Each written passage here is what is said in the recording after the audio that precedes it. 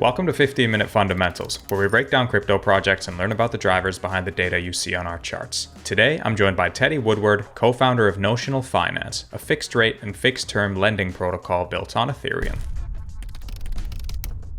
Hey Teddy, welcome to 15-Minute Fundamentals. It's great to have you on. Thanks for having me. I'm excited. To kick things off, it'd be great if you can give a quick intro to Notional Finance for those not yet familiar. Sure. So Notional is a lending protocol on Ethereum. We've been around since January of 2020, so it's almost 3 years. Although we launched Notional V2, which is when we sort of started to get serious TVL. That was almost a year ago. So we've been live with Notional V2 for something like 10 months now, and currently have something like $110 million of TVL. And the special thing about Notional, so what makes us different, is that we are a fixed rate lending protocol. So, prior to Notional, users in DeFi were only able to lend and borrow at variable rates that would change a lot over time. And what Notional does is it allows people to lend and borrow at fixed rates of interest. Great overview, and also pretty much covered like the main innovation that you introduced to the market as well. On that topic, could you walk us through how the fixed rate and fixed term loans work under the hood? Sure. There's a lot going on technically, sort of under the hood, and most of this, if you're just a simple user, this is all going to be abstracted away from you in general, right? So you won't need to know the depths of how Notional works, but I'll explain it. So basically, the core concept here is called fCash, and fCash is like a zero coupon bond in that it is defined by a currency type and a maturity date. So for example, December 2022 USDC is an fCash token. And what that means is that token is tradable and transferable.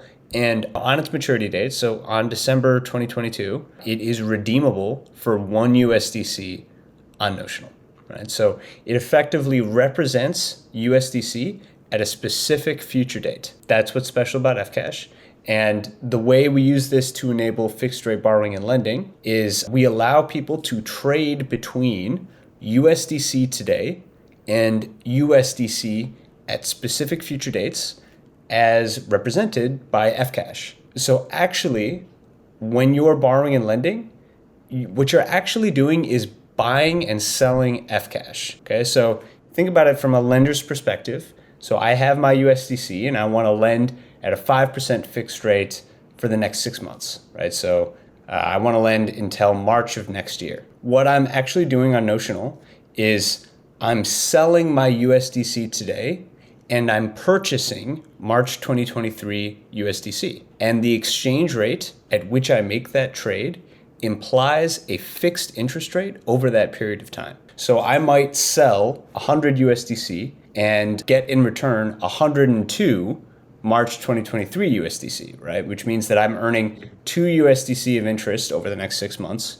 which is like a 4% annualized return. So that's how fCash works. And basically we have liquidity pools on Notional for each maturity where we have USDC on one side and fCash on the other side in these liquidity pools. And so when you borrow and lend, what you're doing is you're trading with a liquidity pool. Yeah, and that's kind of the basics of how it works. Awesome.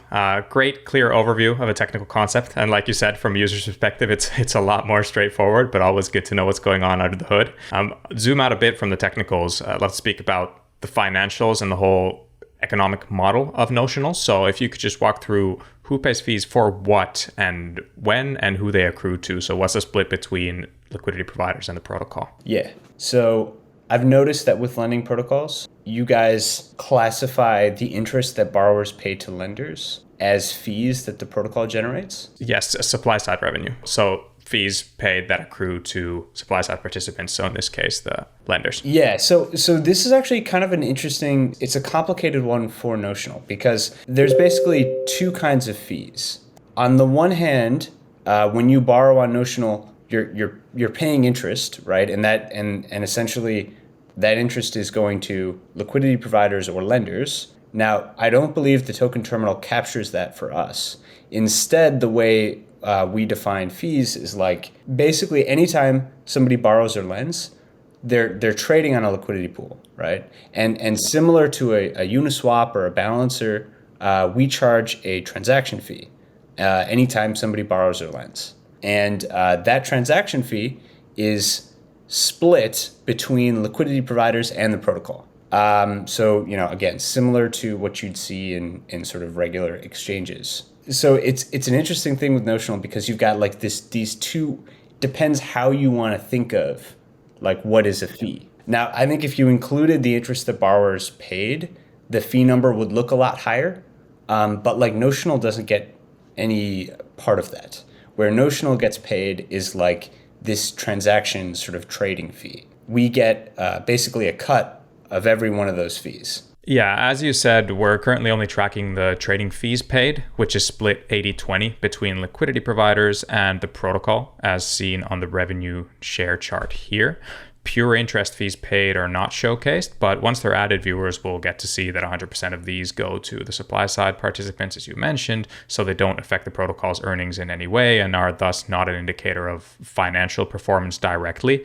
But we'll, of course, work together on adding these in the near future so the dashboard shows the entire picture of all economic activity on Notional, right? So both value flowing through the protocol and to the protocol so that anybody looking at the dashboard can understand how user activity develops and how you as Notional are able to capture that value from the activity. And in general, on this user activity, what would you say are the main drivers and challenges related to your growth right now? I would say there's three sort of user groups for Notional, right? So there's in the same way as a DEX. Notional has lenders, borrowers, and liquidity providers. In the same way that a DEX has liquidity providers and then, buyers and sellers, right? And I think what we've seen is succeeded in attracting liquidity. We have sufficient liquidity so that people can lend and borrow. We have also succeeded in getting people to lend on Notional. We take security very seriously, and I think that has been well reflected in the fact that users are willing to lend to Notional for not super high interest rates, because I think that they see us as a high quality and sort of low risk protocol, which makes me feel very nice. So I think lenders and liquidity providers, we've sort of succeeded in getting those guys on board. I think the challenging thing has been getting borrowing demand. And, I think this has been challenging, honestly, for every lending protocol in DeFi. And part of it's market conditions related. So, there's just less of a demand for leverage because everybody's gotten washed out over the last 6 months, right? So that's part of it. But it's also the case that maybe the demand for sort of borrowing over collateralized against crypto assets, so just the vanilla over collateralized borrowing demand, well, maybe that's just not that big. Maybe it's not actually as big as you might have thought or hoped. That has been a challenge for us. Now, what we're doing to sort of combat that, we publish details of our newest sort of product that we're about to launch next month, called Leveraged Vaults. We published those details yesterday, if anybody wants to take a look. But I think that this is going to be a huge improvement for Notional and for DeFi lending in general. And it's going to drive a ton of borrowing demand on the protocol. What this product is basically it gives users the ability to borrow on Notional fixed and deposit that cash directly into whitelisted smart contracts that execute specific yield strategies, right? And the innovation here is that the assets that sit in the yield strategy act as collateral for the loan. So it means that you can borrow up to, something like 10 times the initial capital that you're depositing, right? It's a complicated concept. It's easiest to explain with an example. So one of our first yield strategies is going to be, you're going to be taking USDC, providing liquidity on Balancer, staking the LP tokens on Aura, and harvesting these incentives. And what a user is going to be able to do is, maybe they'll bring 100K to Notional and they'll be able to borrow 700K on Notional and then take the total 800K and deposit it into that strategy. And then they earn the difference between the strategy's returns and the fixed rate on Notional, on 10 times their initial capital, right? Or 8 times in this case. And so that's a leverage vault. We think that this is going to be a huge step forward and create borrowing demand because it basically makes DeFi lending like much more efficient, right? Because like a lot of users in DeFi, like that's what they're borrowing to do. They're borrowing to put their capital into a yield strategy. And so we sort of like make that direct and make that happen in one click with like maximal capital efficiency by allowing the strategy itself to be collateral on Notional. Right. So it like dramatically cuts down the sort of capital requirement for sort of the end user. Yeah, leveraged vaults sound really fascinating, like a solid addition to Notional's product suite. You mentioned Balancer and Aura in your example there, and I was wondering what kind of role partnerships play in building these new products and just B, generally driving growth for Notional. I think partnerships are hugely beneficial, and they're one of the greatest things about DeFi, right? Is, we're building open source code. Our partners build open source code, and that makes it possible to have integrations and partnerships that function at like a very, very deep level. So, I think that integrations going forward are going to drive a ton of growth, and we've already done some, and we're going to do more. For example, these leveraged vaults that I just talked about, we're launching with an initial set of strategies that uses Balancer and Aura. So we're going to be putting capital on Balancer and then putting that capital on Aura. So we're going to integrate with other protocols in the future to do sort of other leverage vault strategies. So that's going to drive a lot of growth. And then on the lending side, we've actually got 2 sort of bond ETFs about to come online about the same time as leveraged vaults. So Index Coop is launching a product, as well as this protocol called Future.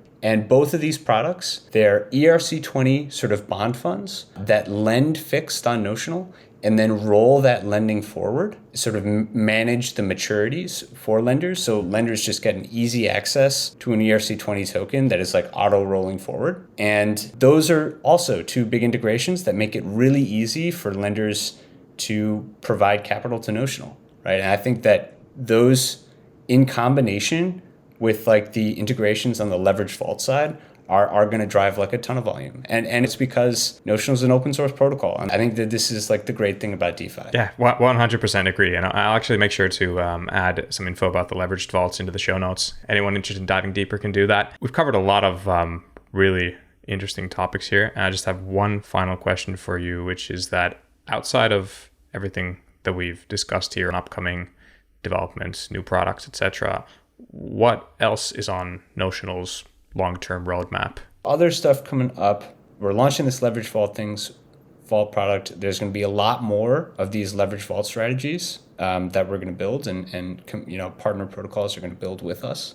We've already got some of those in the works, and we're going to have more of them.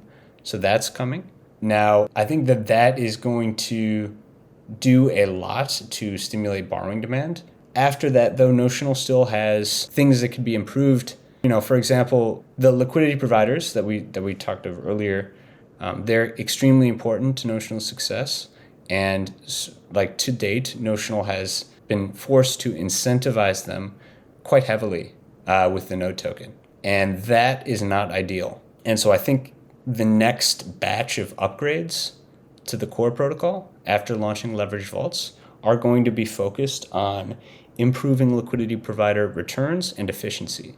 So both increasing the amount that they make and then decreasing the amount of liquidity that the protocol needs to get the same results for end users. The goal of that is basically that we can like massively reduce the amount of like token incentives that we're paying to liquidity providers. Because basically I think of actual protocol earnings as like we're generating all these fees, but we have to pay these massive amounts to liquidity providers. So I think that where we need to get to is a point where lenders aren't incentivized. We're already there. Borrowers aren't incentivized. Leverage vaults, I think, is going to get us there. And obviously borrowers aren't currently incentivized on Notional, but we just don't have that many of them. But leverage vaults is going to get us to the point where we can grow the borrowing base without incentives. So those 2 guys aren't incentivized. And then liquidity providers, we got to get to a point where they're not incentivized either, right? And then once you get to that point where like all 3 user groups are using Notional without incentives, the thing is self-sustaining. And then at that point, the fees you make is like, that's actual profit. And so the next batch of upgrades after leverage vaults is going to be focused on liquidity providers so that we can dramatically reduce token incentives and actually get to protocol profitability. That sounds amazing, especially if I think of what we work on at Token Terminal. We're all about fundamentals, organic growth, and net profit. So, you put it very well there. Can't wait to see how things develop from here. I really appreciate all the insights you're able to share here on both broader DeFi and especially Notional. I think this is a great overview. You managed to explain some pretty complicated concepts in a simple manner. So really appreciate you joining, Teddy. Thank you. Thanks a lot. Yeah, it was great.